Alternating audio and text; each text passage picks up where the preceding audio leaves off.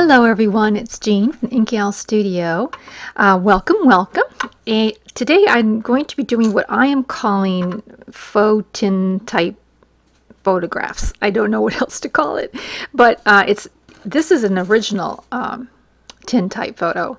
If you can see it, I don't know how well you can see it there in the camera. And this was cut out from an album, so there's the backing on it. It was glued to, but it has that sort of, I don't know how to explain it, that saturated dark kind of look to it. So I am using beeswax, or you can use candle wax, to kind of get the same type of effect as those old tin types are. So I'm going to be showing you the process. It's a quick little video. It's easy to do. I think anyone can do it, and it's a lot of fun. So let's get started. What you'll need for this project is 2 pieces of parchment paper, and I have one for the bottom and one for the top. And I also have a photograph or digital, whatever you have, and I printed on regular copy paper.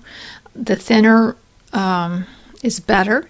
And I'm using beeswax, but you do not have to use beeswax. You certainly can use a candle, and you'll be shaving the wax off with a knife and sprinkling either your beeswax or your candle wax over the photo.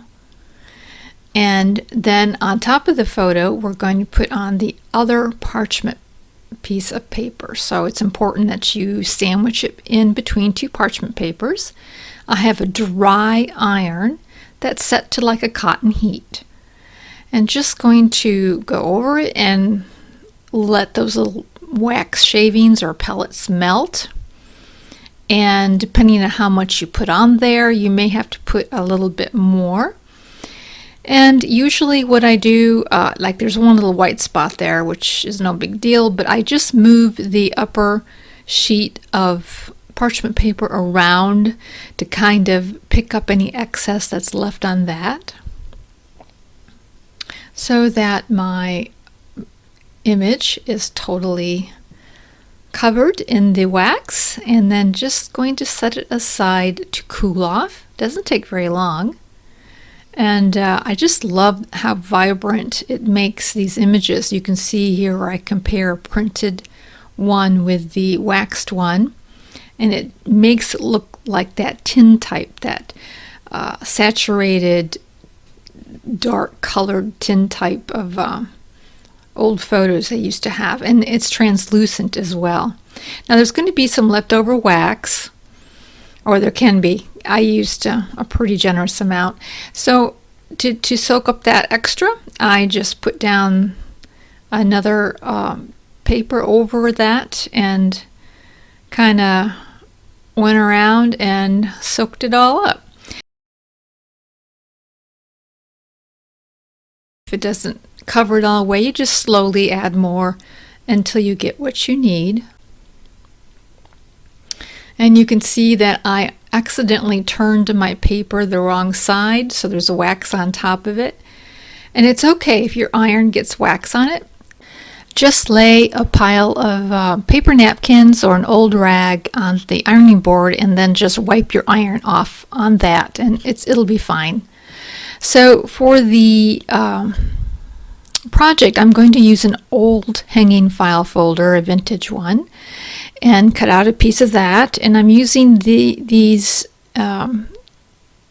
it's 657845 Tim Holtz. Now I don't believe that these plates are available anymore. I've had these for a very long time, but any kind of embossing plate that has a pretty design on it will do.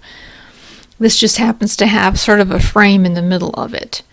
But before you emboss, then you first need to take your find your hole and punch out your hole first, because otherwise you'll be smashing down your embossing. So here I have to line it up a little bit, but you can just eye it up and put it in the middle. And so you'll cut your hole first, and then you'll put it in your embossing plate. And this is just a little bit more work because I'm trying to get it in a particular place, but you'll want to do the hole first and then the embossing plate. And I'm going to cut around that embossing area because it leaves a little bit of a ridge. Now you can leave that ridge there if you're going to make a flip out, or you're going to make an envelope or something of that nature. Then for the back, because I want this to be see-through, so I'm cutting a generous piece that's bigger than my front and eyeing up the middle, and I'll be putting my die cut in that back piece and then lining up the circles or whatever opening you have. And then you can just cut around the front piece of your project and they will match. So the key is to make a little bit bigger background so you can have room to line that all up. And so here I have the embossed and the back, and I've sandwiched them together. This is not a pocket. This is just sort of meant to be a frame. And you can see it through it, and you can see it on both sides. It's quite, I'm trying to show the translucency, but it's really hard on the camera. Also, if you have a lighter one, now this has a nice light background, I put it over a printed pattern, a tag that has a printed pattern on it, and it shows through quite nicely. It's a combination of, and you can attach it to the top either with a stapler, or I sewed it here in this particular instance.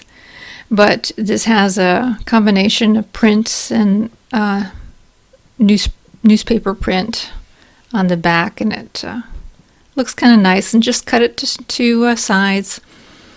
And that turns out really, really cute as well. So that's another idea of how to use them. And the third way that I use these is with a specimen card type of setup.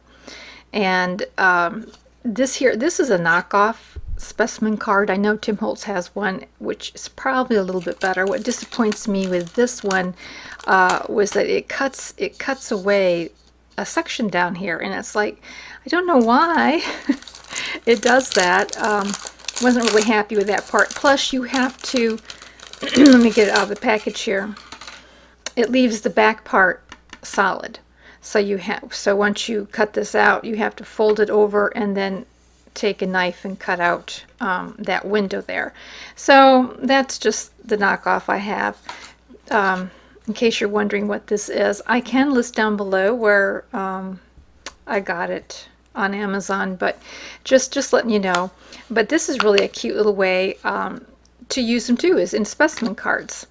So that is an idea for you there. I'm sure there's plenty of more ideas that you can come up with besides this.